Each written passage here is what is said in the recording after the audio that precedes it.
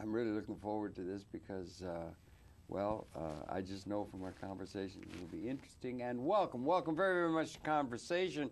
Our guest is for this program is Robert Beecher. He's billed as a member of AmeriCorps, and we're going to be talking a good deal about AmeriCorps. He's involved in that. But also, I'd like to say right at the outset, in the interest of full disclosure, he is my grandnephew, that being the son of one of the daughters of my sister out of St. Louis, where he's in for the New York holiday season. And Robert, welcome very, very much to Conversation. Real pleasure. Thank you. I wonder if you could, Robert, you're relatively young, we can see and so forth, but share your own background. Born and raised, a little of the education, and then we'll talk about cabbages and kings and things that are of interest to you and your generation, that sort of thing. Share your own background, if you would, please. Absolutely. Lived almost my entire life in St. Charles. It's a suburb a little outside of St. Louis, Missouri. Been there most of my living memory. Attended public elementary school, public middle school, public high school. Very involved in middle school and high school in theater there. Okay. And then in high school, I became involved in government and some political organizations. After graduating summa cum laude from my high school, Congratulations. Thank you. Summa cum laude, what does that indicate? That's at the very top 1% or something? Summa cum laude is based on a grade point average. It's not percentage-wise. It is the highest cum laude position that they offered at my school. And it indicates someone graduating with above a 4.2%. How can you have above 4.2? If I may, help me out here. 4.2 would be all A's. Do you have all A pluses, or how does it get to be above 4.2? I don't. In public institutions as large as mine, they offer what are called honors classes, and that's where they have a more challenging curriculum, and students who feel that they are capable of taking the challenge will go on to take these honors courses. So there may be a regular U.S. history and then an honors U.S. history course with a more challenging curriculum. When you choose to take an honors course, if you receive a grade of an A, then it actually counts as a 5 towards your GPA rather than a 4. Oh, I see. That's it. Is that statewide? Is that all over the country or not? I don't know. It certainly all depends on the schools, and then when you apply, colleges will say, is this on a 4.0 scale? What type of scale is this on? Certain high schools, depending on whether or not they offer the honors program, will depend on whether or not that's the system that they use. We have a thing here in New York called Regents, I think. I'm not sure if that's the same. I'm just not that familiar. Anyway, you apparently took to education like a duck does to water or something. You enjoyed across the field, from the sciences to the arts and so forth. You were involved in a wide variety of things that were of interest to you enough to apply yourself and really get good learning in them, huh? Yes. Good for you, All subjects were of a great deal of interest to me. All the core classes, I had at least one of them every year. Most of my interest lay in historical and literature. Okay, and theater, you said also. Yes, and theater, yes. And you have that interest in theater now, too. And you also have an interestingly to me, you also have an interest in politics and the social order of things, huh? Yes. When did you pick up that particular interest in terms of politics? Well, I imagine, like many people of my generation, a lot of interest in politics began with the events of 9/11. Interesting. Okay. I was 11 when the attacks happened, and anytime I think this is a big part of our generation. Just the debate, the ideas, and the sudden interest that what our government does is going to affect directly the things that happen in our lives. I think a direct attack on our country is one of the best ways that people begin to see the relationships that politics has on our life. And that's what inspired many people, myself included, to become more interested in the political system. You become primarily interested at the local level, as you were indicating before we started talking, not so much geopolitics. You may be getting to that, but you're interested in the political process itself, it's actually, locally. Yes. It's very interesting how it's gone sort of back and forth. As I said, the attacks are what sparked my initial interest, and I became very interested in what happened on the local geopolitical level. And as I did an internship with the state campaign back in St. Louis, I began to get very involved in state politics and local politics. And now, as events are unfolding in this world, and as I've sort of moved away from that, I've gotten much more interested in geopolitics and federal level politics again. And you've also become interested in this AmeriCorps. We got you billed as a member of the AmeriCorps. Yes. We're going to want to Very talk proud member. about that. So you're interested in that kind of thing. Now back to the education. That wasn't a prep school. That was a public school Yes. and everything like that. Yes. And now you've taken time out, as I understand, to go with the AmeriCorps program. So forth, rather than going straight into university, Correct. You could have probably gone to most any university you would have chose to send your application to if you wanted to, but you decided to take a year off and do some work in the service of others. Yes. And is that correct? That's what you've done, yeah? Yes, absolutely. Okay. And where have you been doing that? And maybe you could share a little bit of AmeriCorps itself. Yeah, absolutely. Yeah. AmeriCorps has existed since 1992. Initial steps were taken by Bush Sr., but the organization of AmeriCorps was started by Clinton in 92. And my particular program, City Year, predates AmeriCorps actually by a few years. And what it is a year-long dedication of full-time service. So my job is to be an AmeriCorps member. I work anywhere between 60 to 80 hours a week. And that's a lot. Yes. Yes. It's a large commitment. We're paid with a weekly stipend. It's not on wages. And we all choose the different city sites we want to work. My program, City Year, has 18 sites nationally, as well as one location in Johannesburg, South Africa. Okay. I chose and opted to work in San Antonio, Texas, because of the large cultural melding in there between African Americans, Caucasians, and the large Hispanic population. Did you have choice of where you could have gone? Were there other choices you were considering, or how did you happen to pick that one? Because of that, yes. right? I excelled at Spanish in high school and had a very great interest in developing my skills in a level where I'd be able to participate with people who spoke it naturally. Well, that's good. That's good. Where else did you consider? Do you remember? Absolutely. Being interested in politics, there is a site in Washington, D.C. That would have been something, wouldn't it? Yes, I'm very much considering doing a second year there. Are you really? Yes. That's interesting. Yeah, go ahead. Yeah. But as I said, I felt that the cultural influence lent me towards San Antonio. I also strongly considered doing New York because it's a city that I've long wanted to live in. It's a great town. We'd love to have you if you could see your way clear, you know. And then the Corps originally started in Boston, Massachusetts, and Boston also has a great deal of historical relevancy. Oh, yeah. And so I considered doing it there as well. But you ended up with that. Now, again, you did that rather than going to in the normal course of on to a 4-year liberal arts education. Right. And you're now about 18, 19 or Yes, something? 18. I'll be 19 in January. Boy, you've got a lot under your under your belt, as they say, for such a young age and everything. But what does it bespeak about you? Let's say your sterling academic credentials and that sort of thing, great intellectual curiosity and ability to not just go the normal route, if I would, through a university and so forth, and you could have gone to.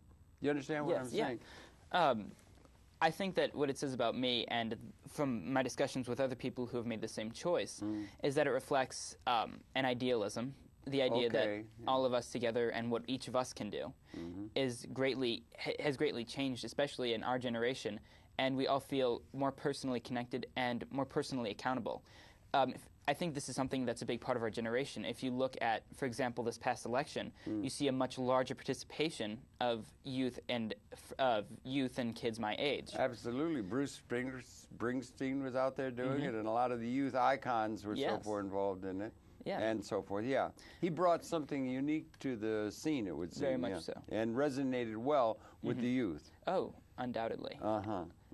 And I think that idea that what we can do and that connection that we've begun to feel with the community and political system, just the civic side of life in general, has been very much increased, and that's why our Corps has been continually growing. That's very encouraging. Yes. 92, I think of Mr. Clinton. When President Clinton was involved with getting AmeriCorps going, there were precursor things and so forth. Yes. But there was that attitude that made AmeriCorps. We used to have a thing called the Peace Corps. Is it still up and going? Yes. And is that something that you had considered or not? Yes. The Peace Corps.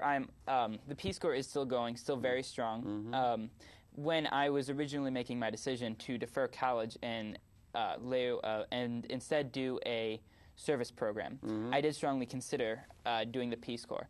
However, they are targeting specifically people who have a little more education under their belts, and as well as requiring a 2-year commitment for the Peace Corps. And at that point, I was still unsure how much time I wanted to take off between education, not wanting to get rusty on some subjects, but still wanting to give back and grow a little more before heading off to college. It was a desire to give back that motivated you in large measure. And education, you're getting education even though it's not formal education, but in what you're doing in San Antonio, you're learning a great deal every day as you go around, right? Very much so. So there's a lot to be learned outside of the formal classroom? Undoubtedly. Yeah, okay. And you've learned that, and that was part of your decision-making also? Yes.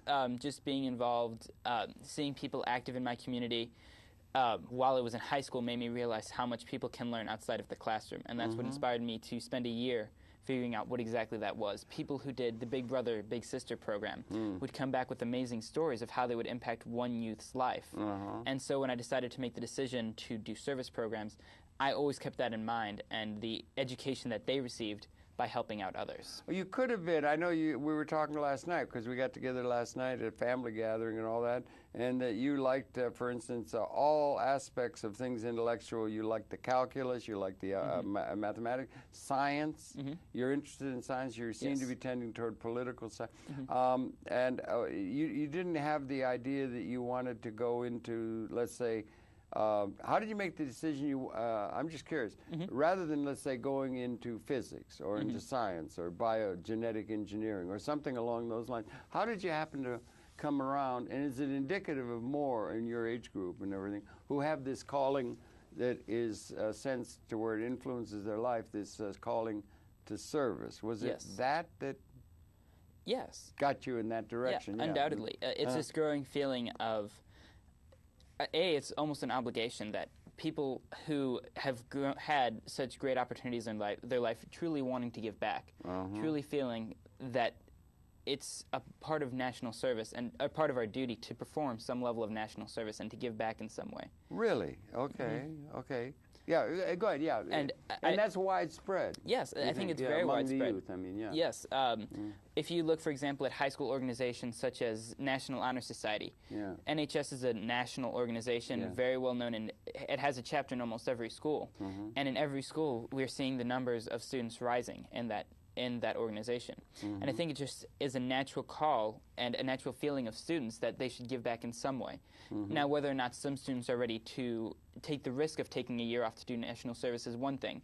But one thing that I truly feel about Obama is that he is going to do much more to make it less of a risk to do that and make it so that people who do want to give back and already have that feeling to give back, give them the opportunity to do so. Yeah, we think of him as a leader. A lot of people in the world see that way, but it seems to me you were making decisions about your own personal life before Obama was a national figure as he's emerged in the last couple of years. Yes. Because you made some decisions going back on the service thing, as you're talking about, that thing that motivates you. Right. And it's indicative of more people. So it may be he's not so much the leader, he's following the leadership that the youth is making manifest. Perhaps. No, I can certainly see what you're saying. I think that there was definitely a movement towards that already, but that certainly with a figure like Obama, it's certainly fueled the fire. Yeah, he might be one that will encourage that in that kind of a way. Well, that's it. You know, another thing the youth used to do often, I did when I was your age, and that is to travel. And maybe go backpacking all over the world, or take a bicycle trip around the world, go to other lands and mingle with other people. That's not something that apparently has hit you so directly as had doing something that's closer to home or something. And again, I'm still understanding you're very young. Yes. I'm sorry, but I'm so amazed that you've been able to do so much. But could you share that with me? Yeah. I think that I think this is just sort of as civilization has progressed, while we've gotten many opportunities through our technology and as our culture's progressed, it's gotten to the point where you almost need more structure to do the same things that you've been able to do back then. You almost need more structure? Almost, in the sense that it would be much harder for someone to pick up and backpack across Europe now than it would have been back, I guess, when talking about your youth. When I was young, that was way back in the dark ages. Yeah. There was much more of a sense of... that was much less of a challenge back then than it is now. Why? Why?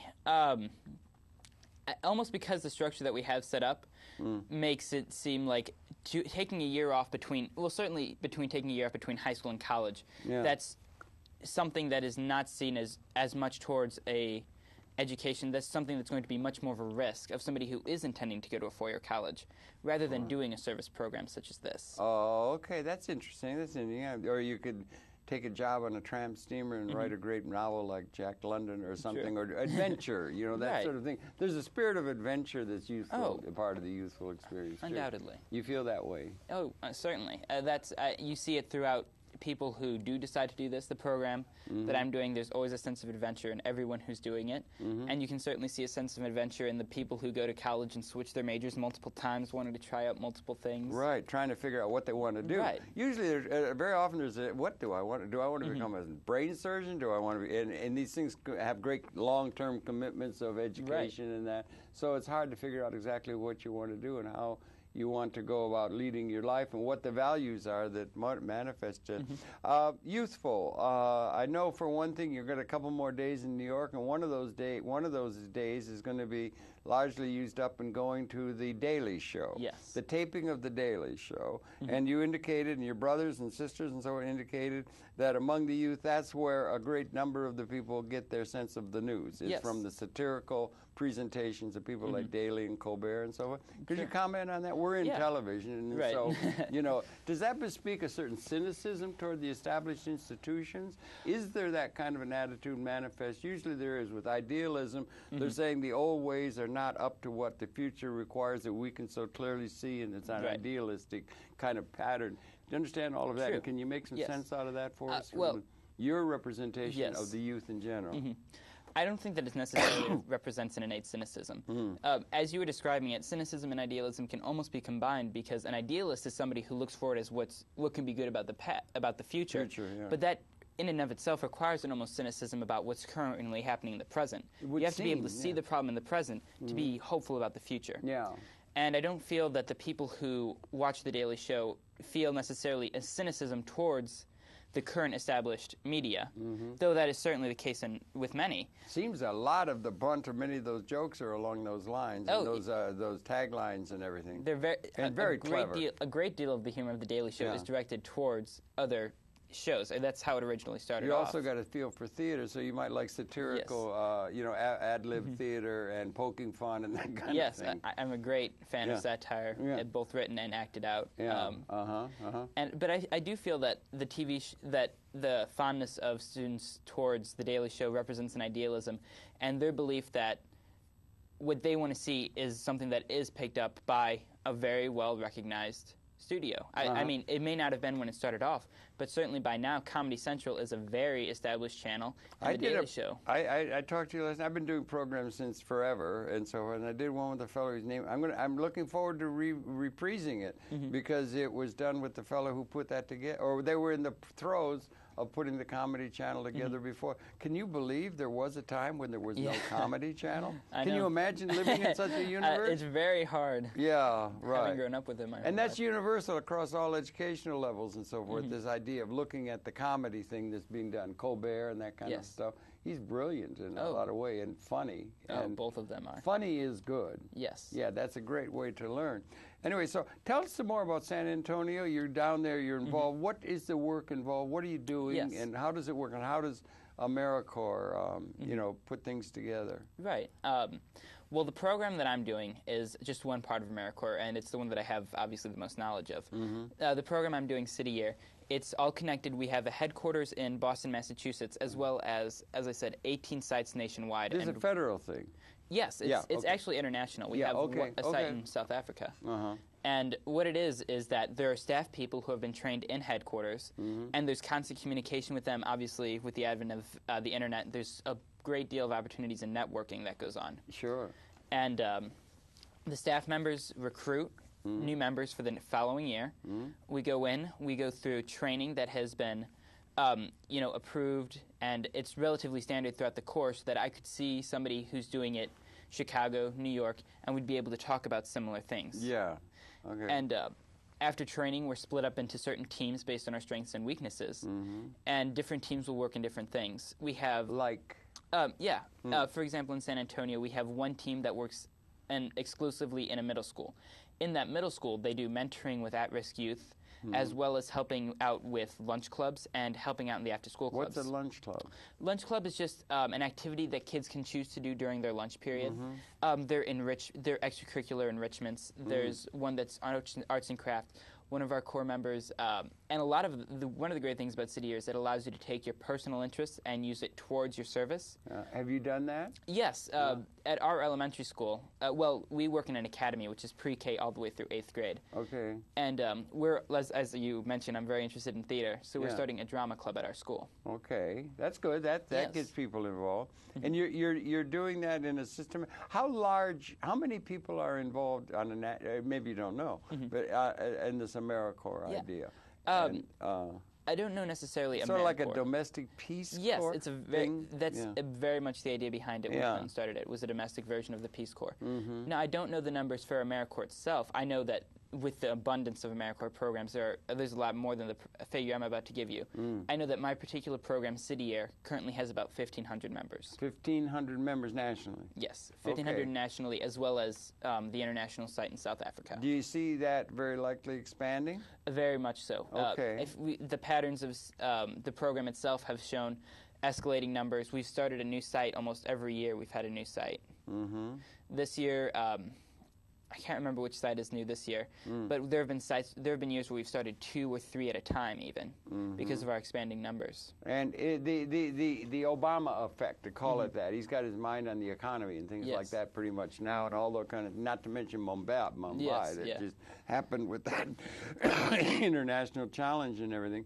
But the Obama effect is likely to, it would seem to me, would be likely to encourage very much this idea of AmeriCorps that I associate with Mr. Clinton and so forth getting started, but that and other voluntary things, including Peace Corps and those kind of service things, short of military service. Right. How does this fit in terms of the obligation? Used to be, when I was your age, you were drafted into the Army. You had to go and fight in the Army. You don't have that hanging over your head. You don't see that coming. No. Okay, you don't see that. But how do those two kinds of notions of public service fit in, and how do you see those two things? A lot of ads are on the television. You can go, for disadvantaged people, you can go and get a career within the military and go fight. Right. You know? Yeah. You understand? Yes. I think it just shows a difference in how teenagers view patriotic duty. I think that patriotism, especially since 9/11, is still very much alive and well, especially in America's youth. I think that there's no lack of pride in our nation at all. I think that's what shifted is our view of how we can express that patriotism, how we can fulfill our civic duty. The quote, civic duty, civil society. Civic duty. I mean, there's the quote by John F. Kennedy, "Ask not what your country can do for you, but what you can do for your country." It's still alive and well. Every youth would be able to recite it. Is he an iconic figure for the people in your position in AmeriCorps and so forth? Yes. Idealists such as him, and particularly his brother as well, Robert Kennedy. Their sense of idealism and civic duty, civic obligations, and the best way that you can serve your country are certainly very alive and well, especially in the program, but even in the youth as well. We had quotes by John F. Kennedy in my high school, very inspiring figure to youth everywhere. Not only his youthful nature, but his emphasis, as I said, on civic service. Do you see connections between John Kennedy? You see these in the popular press, John Kennedy and Mr. Obama. Undoubtedly. Yeah, sort of a picking up of that idealistic, hopeful spirit, right? That permeated things. The 60s was a very heady time. Yes. Yeah. You understand what I'm saying? Yeah. Oh, no, absolutely. I certainly see the connections, and as you said, they're very much a part of the mainstream press as well. But even the youth of today, that I feel I can represent, would be able to tell you the similarities between them, the youthful nature, the volatile times in which they assumed the mantle of presidency, and just their sense of idealism and how we can get through those rough times are similarities that everybody can see between them, as well as their composition, the way that they composed, their speech-giving abilities. They're very similar as far as the iconic nature of them towards the American public. Now, what about on a larger tableau, in a sense, because we're all part of a world and we're all part of larger systems. We understand. You understand that, a systems understanding of things and everything like that. Is there a general? Is that sense of service? I'd be curious. is it, and idealism, is it colored by a sense of optimism for the human prospect, to put a large philosophical patina to that question, and so forth? Or is it sometimes a lot of people will go and help out of a sense of justice, a social justice, for the ones who have not been so well advantaged as those who have been, and that sort of thing. But is there a general sense of optimism about the human prospect among the youth as you can gauge it from your very interesting vantage point? Yeah, undoubtedly. Undoubtedly. Nobody would want to engage in service if they felt that it was not going to be in some way helping someone else. And I think that when you believe that the impact that you're going to have is a positive one through your service, it undoubtedly reflects a certain optimism that must be there. Otherwise, why engage in the service if you don't feel that you're going to have a positive impact? What about if you have a sense of alienation from the institutional assumptions of the major institutions that formulate the society? You could feel alienated. One of the things that Mr. Obama was preaching in his campaign and so forth was a thing called change. So that connotes, and we were back to the idealism and cynicism. The idea of change is that there's something. There's a term, something's rotten in Denmark. There's something wrong or something inappropriate with the way things are organized on a large institutional basis for the, well, let's just say for the country, or you could say for the whole interrelated system. Bucky Fuller, a philosophical hero of mine, used to coin the term, this is a spaceship that we live on. We've got global warming issues. We've got larger issues. And the old patterns that we've inherited out of history seem inadequate to I wonder if they do, to many of them, that we need new institutions formulated on a transformed reality at a level of capability in a certain sense. And so you could be motivated by hopefulness, or you could be motivated by the need to confront a very dire circumstance that the elders are stumbling over things that the youth can see and can lead. Do you understand? Yes. It's a convoluted question, but I'm trying to get at what's the source of that optimism? Source of the optimism. I think it. As I said, I think that the two are combined. You have to have a sort of cynical view, as you said, of what's currently happening in order to be idealistic about what needs to be done towards the future. I think that's true, don't you? Undoubtedly. Could I give you a quote from one that I like? It's Mr. James Joyce, the famous novel. Ulysses, right, and maybe the best writer of the English language, perhaps, and a real student to be learned on the implications of technology and so forth. He said, history is a nightmare from which I'm attempting to awaken. What do you think of that statement? If you look back through history, is it an idyllic thing and everything's been grand and everything's just getting a little bit better all the time? Or is it a nightmare, as he indicated, from which we have a better time coming and that we're awakening from? I think it goes back to the combination of cynicism, idealism. Okay. If you look back at history, if you look back at history and look at the bad things that have happened, you see that yes, there have been bad things that happened, but each time I feel that the human race and human culture has been progressing the entire time. You think so? I certainly do. The whole process of evolution itself is progressing to something. Yeah, well, certainly, especially with human culture. I just look at the idea that we started off as hunter-gatherers and individual tribes. We've moved on to city-states. We moved on to countries. And even the United States political system. We've moved from a very state-level form of governments. The original government's Article of Confederations, which obviously fell apart, was very state-located. And as we've moved and continued to grow and develop as a human race, we've seen much more involvement at a federal level and less at a state level. And if you even want to look in the old world back in Europe, we see the power of the European Union and the standardization of the euro and all of that, since I see human culture coming together. And while I think that if you look back at some of the bad things that have happened in history, you can be very cynical. A lot of it. But you can certainly see that history has progressed and that humanity has progressed throughout history. There was a philosopher, Auguste Comte, who was a positivism. They think that it is a positive movement and so forth. We have had, over the long evolutionary tract, we've had 5 great extinctions, I think. We had one in 65 million years ago that all but wiped out the dinosaurs, making way for the mammalians and so forth. And now you and I were chatting last night. We've now reached a point with the ability that we have of extending our consciousness through technology in a uniquely important way compared to the other creatures. I mean, it's relatively limited, their ability to make an environment other than what in an Eden-like sense is given. You could be you could be multisensorily involved and embedded in nature or something. But we reached a point in where I spelled it out to you that they now have systems that we've got out of history that are, I just put this forward and see what you think. That the weapon systems that have led the scientific research and still do, in terms of where the money goes and the grants and that sort of thing, is largely to develop weapon systems that are going to give an advantage to a particular tribe or nation to have greater strength to go. You could be cynical and say, go steal the grain from the other people so their tribe can live better. The national interest is where the interest lies with the presidential. Only the national interest, no larger context or anything like that, much less the environment. They've gone that, but those weapon systems have now finally got to the point where if they were to be unleashed, apparently, at what exists, not just inflection points of ideas or understanding of relativity or something, but if they were to be unleashed, apparently it would mean that the entire species, 6.5 billion, would be annihilated. Never been able to do that. Certainly couldn't do it as recently as the Second World War. No. And they're still there, and those things are still whirring on hair trigger alert. And what's going on in Mumbai is not particularly encouraging. They're both atomic countries. They could be going off.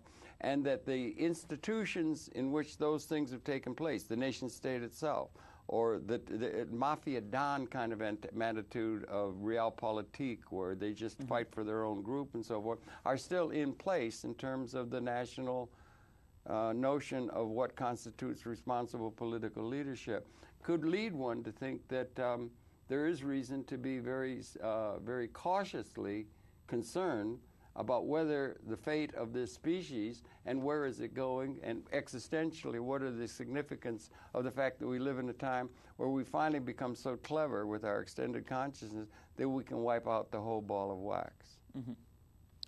Well, I can see how, like you said, we would want to be cautious, undoubtedly. Well, no, you understand what I'm saying, or trying to say, is that these are not your normal times. No. I feel that I completely agree that as we've progressed, we've gotten to more and more dangerous stages. But I feel that also, as I said, that while our weaponry has possessed and our ability to kill has become increasingly it's become species lethal. True. Yes. Okay. Has reached Newly that point. so within the last couple decades. True. Yeah. At the same time, our medicine has always been right behind, and our ability. I think if you just look at the increased lifespan of human beings as well, certainly that has increased from back when the Pilgrims landed. We certainly live a lot longer now than we did back then. Yeah, I shared with you my dad, my sister, Shirley, my sister, and he died on his 48th birthday, and that was the average age for somebody born in 1899. Right. So there's a lot of progress. About 78 now, and there are people saying it's going to go into over 100. Oh, yes. Yeah, because of the advances, right. So I think that while there is perhaps some reasons to be cautious about our destructive capabilities, our capabilities as far as what we can do with human life and expanding it, as well as our ability with in vitro fertilization to allow people who before did not have the opportunity to reproduce, giving them the option of an ability to reproduce. I feel that while our ability to take away life has increased, our ability to raise standard of living, length of life, as well as ability to produce life, has all increased as well. And that's certainly something about which to be optimistic. It would be, wouldn't it? And one would wonder what on the other side, the ability to support livingry as opposed to killingry. These are terms that were used, Fuller and others and everything. There would be an averse side to that destructive capability. It's at the level of capability, that unleashing of the weapons that would wipe out the species.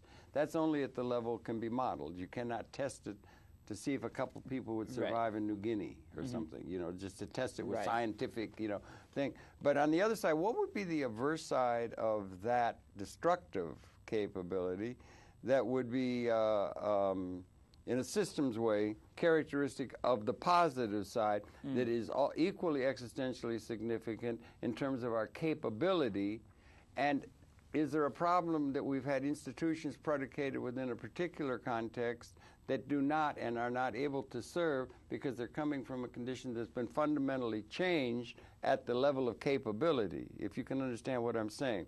That we have a capability of providing in a non-zero-sum way to all the people of the world and the ecology that simply we did not have technologically at our avail throughout history until very recently, just as we have the destructive. Do you understand what I'm saying? Yes. Like some people have suggested, we may actually have transcended material scarcity as an ontologic reality for the human society within an ecological context. But our institutions were all formulated in a condition of scarcity and zero-sum.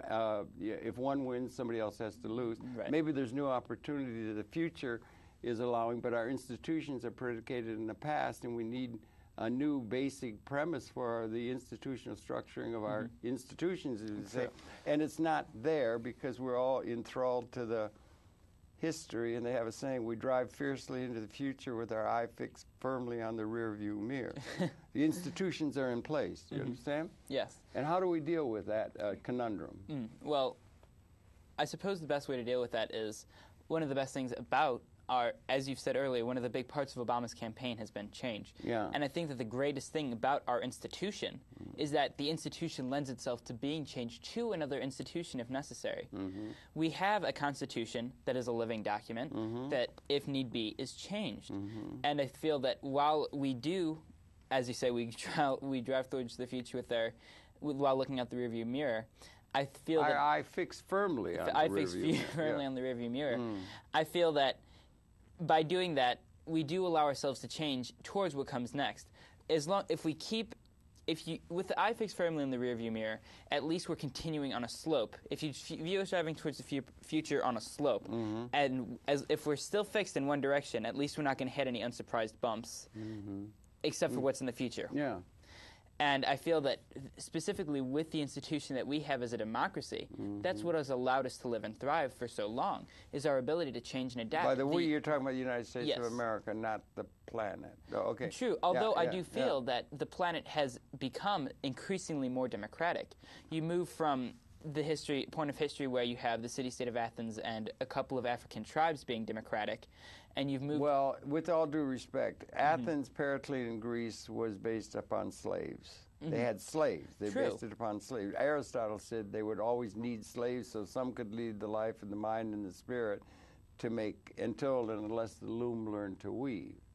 Now, perhaps there's something going to where they won't need slaves for some to live a comfortable or advanced lifestyle. But it was not a democracy in the sense of a real participatory democracy. And we have very little participatory democracy in the current system by which the planet operates. True. But the idea of an elected and changed by the people government was in existence, and it did allow itself, while it did not represent the entirety of the people. No. What is significant about U.S. history, U.S. obviously also had a great deal of slaves involved in its history. They had chattel slavery, and they didn't let the women vote, did they? Now, that's a long way from what the ideal is, isn't it? No. But the great thing about our democracy is that we were able to change it. Okay. It did not require a revolution. While there was a great deal of violence, and the Civil War was undoubtedly one of the bloodiest we've had. Civil War was a little bit upsetting, 600,000 dead in terrible, terrible conditions, It did not take an overturning of the government to bring about that change. Okay. It was a change brought to Washington by the people, something that I feel that Obama as well very well represents. And I feel that because of the institution we have, we are able to change and mold our institution towards the future that we have that is obviously being changed by what we have around us. We don't need as many slaves as our technology has progressed to the points where we have automated assembly lines. I know, and it's coming, and what about that? And you know that's going to be, and if I may, you haven't gotten into economics that much apparently, or not. Lord Keynes. Lord Keynes was the famous person who set up all the institutions, the International Monetary Fund and everything. They're going to be talking about him. And he did say in a letter to his grandchildren written in 1930, we are going to be beset by something that's very hard for you to see, technologically induced unemployment. And you'll notice that we distribute all income to all the citizens by and large. The way income or demand has gotten into the hands of the people who go into a store and buy bread or eggs or a television set is through labor.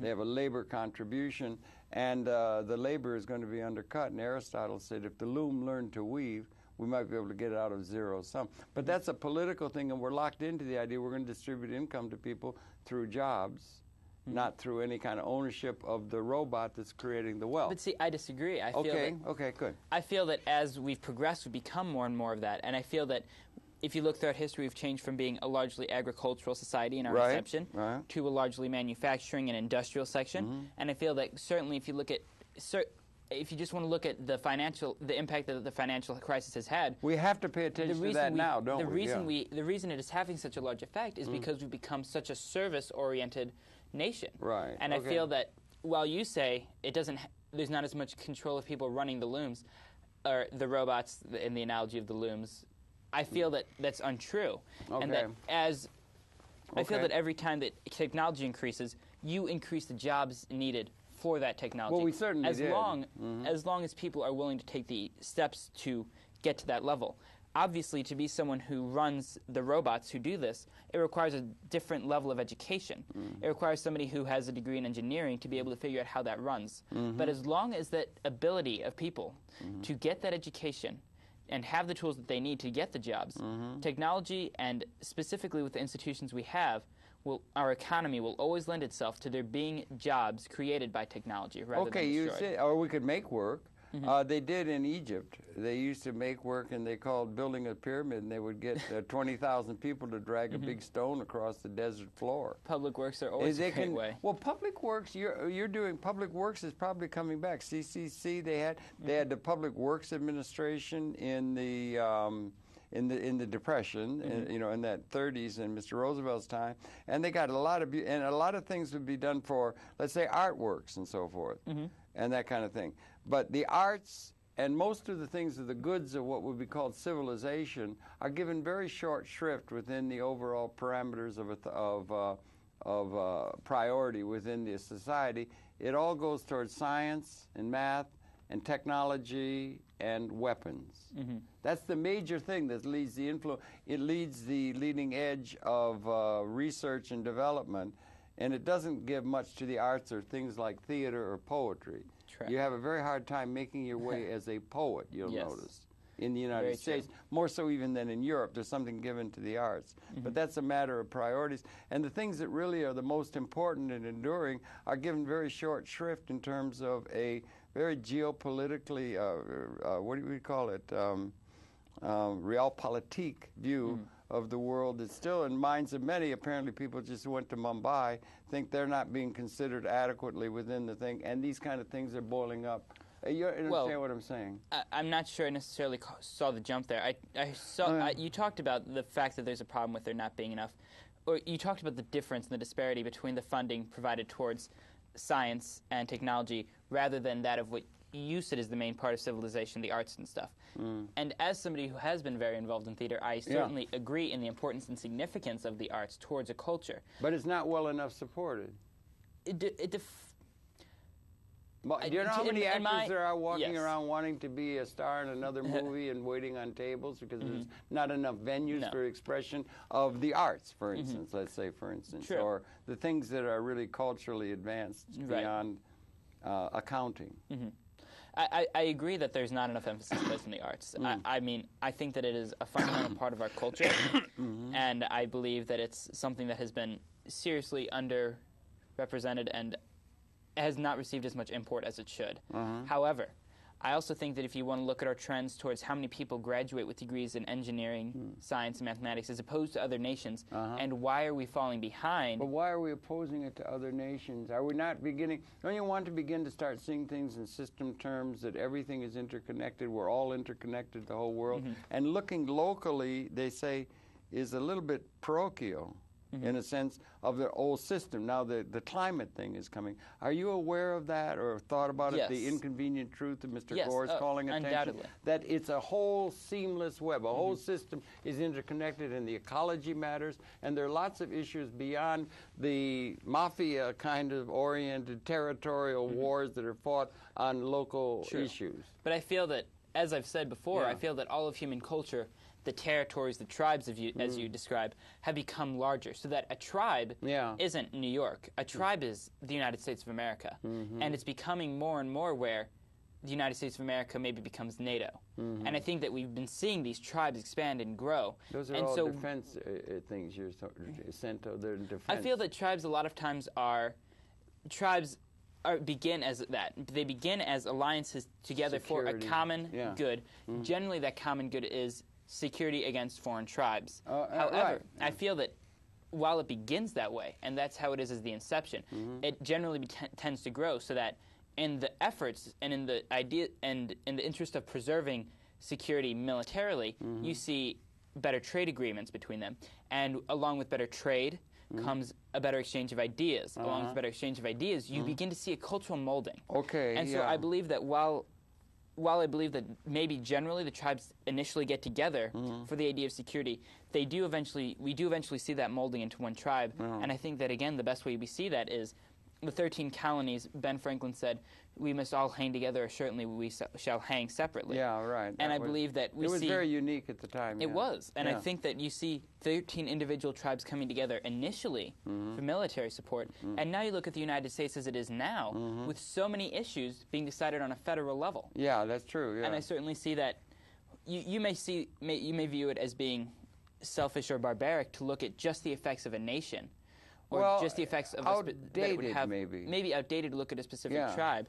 But I feel that by doing that, as we've done throughout history, we're going to come together to have many tribes, have all these tribes molding, and I do believe that we will eventually become a global community in that way. And as you said, including the ecology? Including the ecology. Okay. And are you young people familiar with the idea of Gaia, James Lovelock, who tends to see the Earth as an organism? Yes. Very lonely out here in this vast expanse of space where we have had no contact with any other life forms yet. Correct. You understand what I'm saying? Yes. And it's like an organism, and it's all interconnected as one thing. Do people begin to see that? Yeah, undoubtedly people are beginning to see, especially with such movies as The Day After Tomorrow, Al Gore's An Inconvenient Truth. People are beginning to see the interconnectivity and the humanity that we share and the obligation that we all have in preserving the Earth. And many people have said that it's not just what the United States does, but China and India also have an effect on the effects of global warming. Right. And I think that what we're going to see is us coming together, again, for security reasons. It's going to be a collaborative effort of the United States, China, and India coming together for the idea of security, protecting us from what's going to happen with the environment. And because of us coming together in that way, it's going to bring about other changes. And going back to what we originally talking about with robots, I believe very much in what Obama and many of the people of the green movement are saying. Yeah, the green is getting very in now. In that creating that green technology, we're going to create more jobs.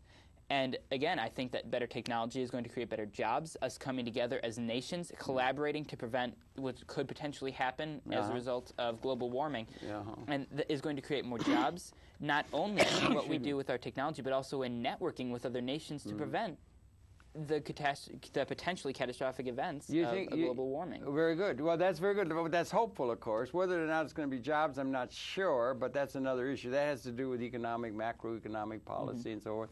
But do you think Obama's election is going to serve us well in terms of him and his administration representing the United States of America, other nations around the world? Yes. I think it's going to be a big plus, don't you? Yes. Over what we've been in the last 8 years, but even longer term.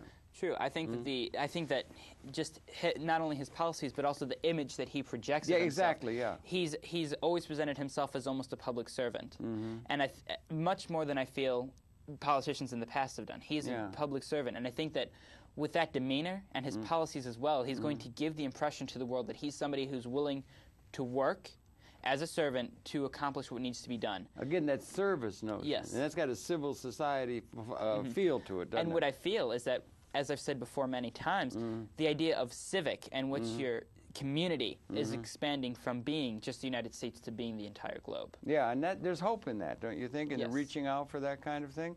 Well, that's good. Well, I'm glad to hear that. Now, you're going to be going back to San Antonio, then from New York here. Yes. And you're going to be back to your duties there 60 to 80 hours a week.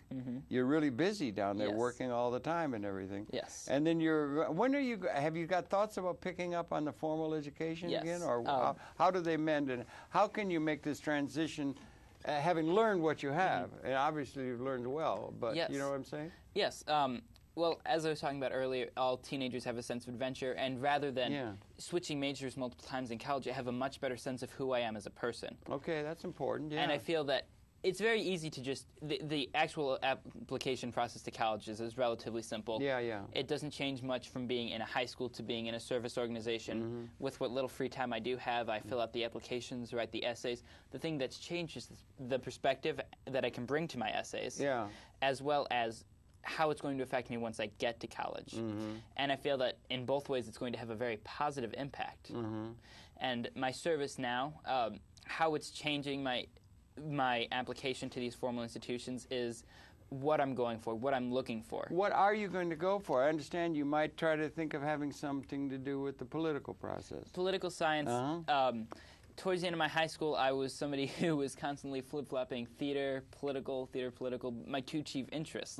And as I've done... How about political theater? Political. Or theatrical politics, maybe, yeah? Maybe you can combine the both. They certainly are in combined. any case, you ought to become aware of the importance of television. Yes. We're helping to do you that here now, right? Okay. Yes, very much so. Uh-huh. And what this year has done is it's taught me where my priorities lie, what are my chief interests, and what are my chief strengths.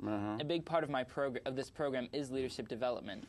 One of my personal heroes, and I'll borrow a quote from him, Ralph Nader, one of his chief quotes is, I start with the premise that the purpose of leadership is to produce more leaders, not more followers. That's interesting, yeah. I think it's a great philosophy, and one of the things about this program is that through their leadership, we are all becoming better leaders ourselves. And that's certainly something that I'm going to be able to take to a 4-year traditional academic institution. Well, I'm going to have to admit to one little thing here. I forgot to get the clock going. So those in the studio, or those in the control room, if you can bear with me, and run the credits at the end of the program when we get to the 58, because I forgot to do it. So you pay attention to that. I'm not sure exactly where we stand. So we'll just keep talking, and they'll run the credits and end this. So you're thinking of doing...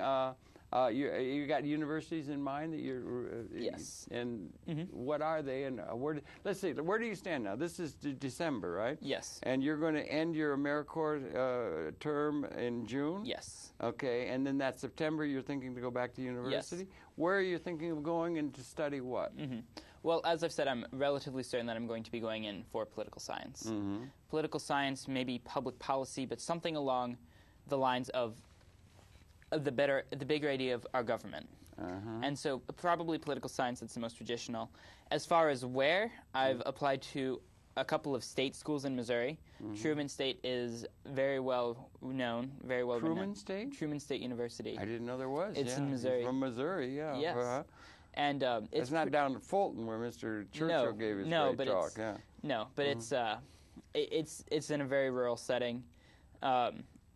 They have a pretty good political science attitude there. I'm also applying to a private university, Jesuit school, St. Louis University. It's pretty well renowned, especially in the city of St. Louis.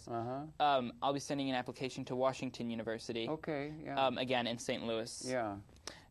Pretty well renowned and known and everything. There's also somebody in our service corps down in San Antonio who's a graduate of Georgetown University. Okay, Georgetown's a center, in Washington. And she's been highly encouraging me to apply there. And have you been going along the line of wanting to, say, get scholarships or something of that sort? Financial aid would be there. Because it seems to me with your record, you'd be in a good position to be able to really go for the gold, as they say, in terms of where you would want to go. Right. It's important where you go in order to make contacts with people who are going to be your fellow students, if you understand. If you're thinking in terms of a broad career, an expansive, growing career. True. So if you, like, a lot of people want to get to Harvard, don't they? In that. Would you attempt to try and do that, or think to do, or aim for Harvard, or Yale or Princeton or any of the leading elite schools, or are you looking for one where the academic course? Usually when you get to graduate level, if you do that, you're looking to study with somebody that you become very involved with and so forth. You don't have anyone in that particular in the realm of public policy or politics that you would like to be able to study with. As do you understand what I'm saying? A particular individual? Right. Or is it still just a general frame of reference of political science? It's still a relatively general frame of reference. One of my current political icons, obviously, is Barack Obama. Yeah, you can't miss. You can't miss that one. He is a former teacher of the University of Chicago. Yes, right. Hutchins. Yes. Great books. Yes, and Mortimer Adler. Yeah. Yeah. And another political, the state campaign I worked on back in St. Louis was that of the Missouri now governor-elect of Missouri, Jay Nixon. He won in a landslide. He did. He won Democratic, even though it did narrowly go for McCain. It did narrowly go for McCain, votes, and he won by about 15 to 17 percentage points in the state of Missouri. Is that a mark of the goodness of what he's bringing forth, or the badness of the other? You're only as good in some ways of thinking. You're only as good as the competition ain't. True. You know, but that's not a good way to think. It's actually, I think it's very. It almost goes back to the idea of cynicism versus idealism, because of the bad things that had happened. Yeah. His visions and what he provided, which were good in and of themselves, became more and more idealistic. And I feel that it's a combination of the two. We had a very low approval rating governor, and certainly his failed policies inspired a lot of the new governor-elect's policies. We also but I feel that they had a lot of merit in and of themselves. What do you think about, we have a very failed president at the level in terms of it's amazing he had such popularity for a while. After 9/11, it went way up and so forth. And now I think he's about as unpopular as any president has ever been in the administration. Odd how those things change. Some people have voiced the thing that he was trying to do, torture, Guantanamo, those kind of things, as quasi-fascist. Adolf Hitler was elected in 1933, and by 1939, I think he had 97% approval. Can you imagine if Mr. Bush had 97% approval of the American citizens now, how different things would be than having Obama to take on in January 20th? So there's hope in the fact that the citizen can help change things rather than just go along like so many sheep.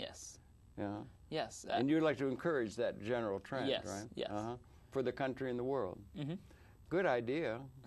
So good luck on all of that. And when you're just here now, right now, your immediate thing for the immediate time ahead is to make sure you get to that daily show to get up on how they do that. You're aware of the media. Do you pay attention to the media as part of it? And one other question: you want to do political science? Have you done how much does political science be integrated within a larger context? Because all of the specializations, if I may, there are no academic disciplines in reality. That's all convenience of breaking it down into specialization to be able to understand something specific. But in reality, everything's interconnected. So wouldn't you want to try to get to something that is as comprehensively, in a systems way, inclusive of comprehensive relationships between parts of the overall reality, rather than to narrowly to specialize? True. Or what do you think about that? Are there opportunities within the educational system for people to be taking a comprehensive overview, a systems view of what's going on in this planet, politically, or even in the evolution of universal consciousness of which we are a part? Yes, I think that if you look, you actually briefly mentioned earlier the Hutchins Plan. The idea of great books and all of that. And that is still, there are still colleges that very much appeal to that. St. John's